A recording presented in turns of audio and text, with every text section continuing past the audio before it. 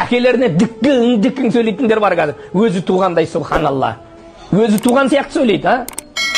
Қараңыздар, пайғамбар саллаллаху алейхи вассаламның кезінде бір жігіт келіп шағымданады. Я Расулулла дейді. Менің әкем бар, тапқан дүниемді жаратып жібере береді дейді. Дүние тамам жаратып жібере береді дейді. Соған бірден айтыңызшы дейді. Әкеңдер соңған әкесін дейді. Екі жағынан екі сақа бастап, әлсіреген бір қарияны алып келеді. Біткен қарияны ырс етіп келіп отырады. Ассаламу алейкум дейді. Ва алейкум салам.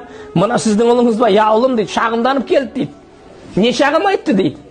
Неге бұның тапқан дүниесін жаратып жібере бересіз дейді. Қараш. Сонда я Расулулла деп жылап жібереді. Осы кішкентай құндақтаулы кезінде осыны ешкімнен кем қылмадым ғой мен. Осы үшін таң атпастан кеттім ғой мен қызметке. Күннің батысында келдім ғой мен. Ыстыққа да қарамадым мен.